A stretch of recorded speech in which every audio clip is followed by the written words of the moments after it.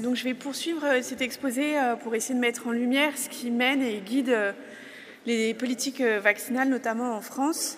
J'ai un conflit d'intérêts majeur puisque je suis actuellement membre de la commission technique des vaccinations de la HAS. Donc contrairement au professeur Gilbert, je vais rester plus factuel, ayant un droit de réserve par cette mission.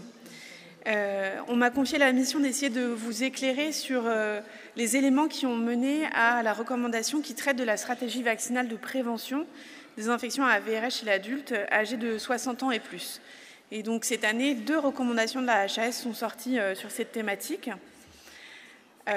Ces recommandations de la HAS, le professeur Bouvet y reviendra, elles interviennent dans un second temps puisque les vaccins sont d'abord étudiés par l'ANSM ou l'EMA au niveau européen pour qu'il y ait une autorisation de mise sur le marché. Et ensuite, la commission technique des vaccinations de la HAS peut être saisie pour faire une recommandation sur les vaccins disponibles sur le marché. Contrairement à l'ANSM et l'EMA, on va élargir les éléments sur lesquels on s'appuie pour faire notre recommandation. Et au-delà de l'efficacité et des effets indésirables, on va s'intéresser à d'autres éléments comme l'acceptabilité ou bien le coût de différents scénarios politiques vaccinales pour pouvoir établir une recommandation. Une fois la recommandation faite, le dossier est souvent étudié par la commission de transparence de la HAS qui permet de rendre un avis sur le service médical rendu. Et puis ensuite, il y a un temps de négociation avec l'Union nationale des caisses d'assurance maladie pour pouvoir fixer un prix et un taux de remboursement, mais on reviendra dessus sur une autre présentation.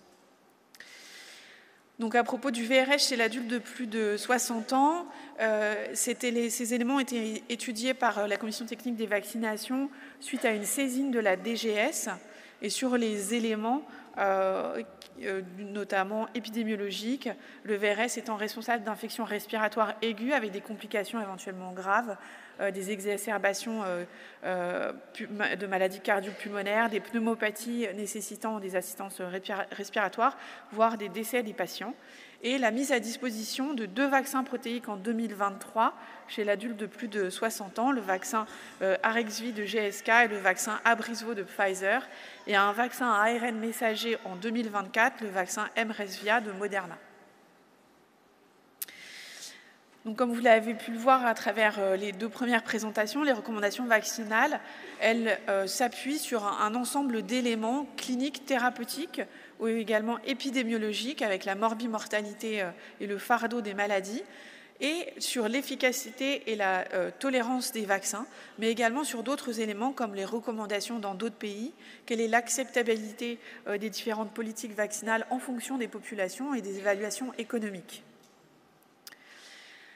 Je n'ai pas pu vous présenter l'ensemble des éléments de la recommandation parce que c'est des recommandations qui sont extrêmement fournies avec de nombreuses études, mais j'ai pioché quelques éléments pour pouvoir vous les illustrer. Au niveau épidémiologique, tout d'abord, la situation actuelle des infections respiratoires dues au VRS, ça représente à peu près 448 consultations en médecine générale pour 100 000 habitants lors de la saison 2022-2023, avec une proportion de 19% de cette population qui est chez les plus de 65 ans.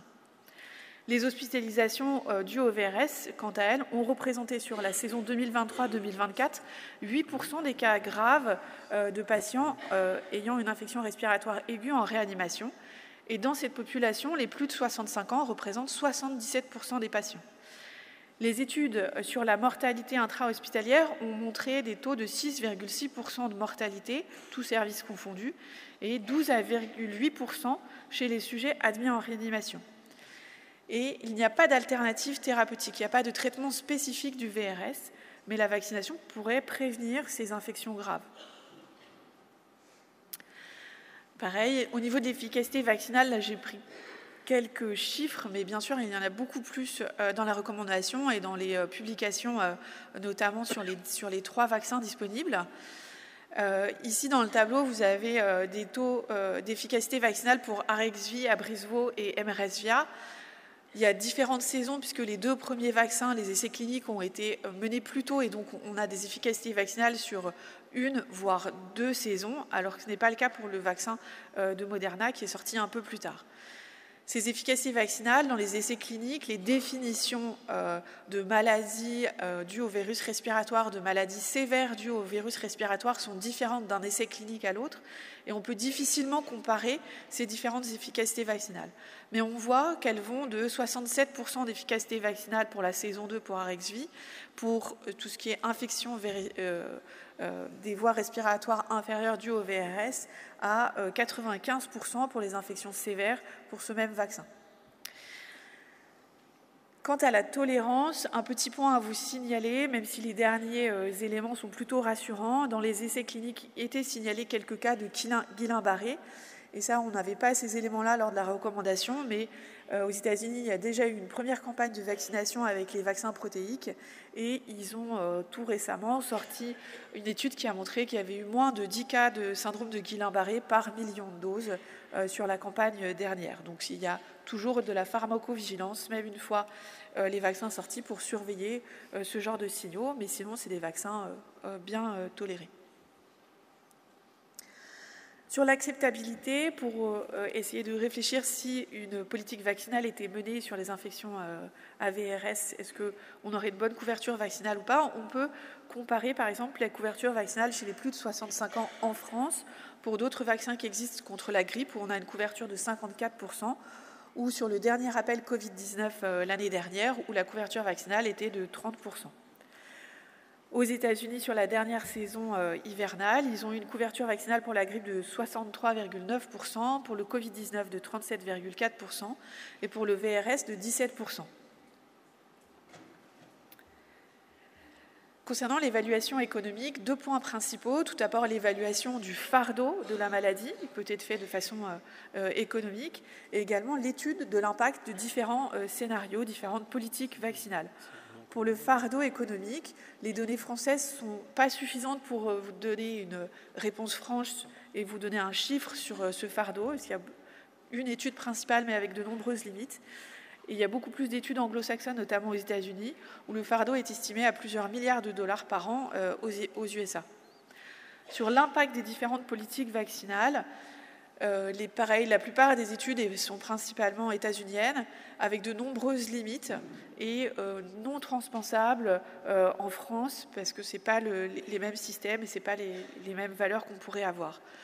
Mais je vous ai quand même illustré quelques ratios coût-efficacité qui étaient dans ces études, et on voit que ces ratios coût-efficacité sont beaucoup plus performants pour les patients de plus de 65 ans que pour les patients de 60 à 64 ans. Globalement, ces études concluent à une vaccination potentiellement coût-efficace pour le VRS chez les patients adultes âgés de plus de 60 ans. Tous ces éléments ont permis à la CTV de conclure, et la CTV a décidé de recommander la vaccination, non pas chez les plus de 60 ans, mais de restreindre à certaines populations et de proposer une vaccination saisonnière contre le VRS chez les patients âgés de plus de 75 ans et chez les patients de plus de 65 ans ayant des comorbidités comme la BPCO ou bien l'insuffisance cardiaque. Pour autant, les données, avec des essais cliniques d'ailleurs qui sont toujours en cours, n'ont pas permis de répondre à la question d'une vaccination itérative après cette primo-vaccination. Et de nombreuses limites, même au niveau de la synthèse, ont été rappelées sur les éléments dont nous disposions pour pouvoir recommander cette vaccination. Donc là, c'est un extrait notamment de ce chapitre sur les différentes limites au niveau de la synthèse. Donc, globalement, les principales limites, c'est notamment dans l'estimation de l'efficacité vaccinale, où le principal critère de jugement sont les infections à voie respiratoire basse, sans forcément de critères de sévérité, ni même sans forcément de critères de recours aux soins.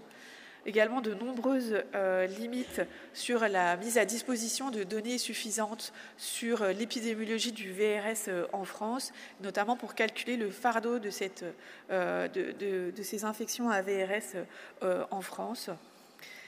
Et donc pour conclure, on a quand même jugé que la balance était pour cette vaccination saisonnière contre le VRS. On voit bien qu'il y a de nombreuses limites. Et cela, je peux le comprendre, peut créer une forme d'incertitude pour vous en cabinet pour recommander cette vaccination. Mais je pense qu'en tant que médecin généraliste, l'incertitude, c'est notre cœur de métier, donc vous saurez y faire face.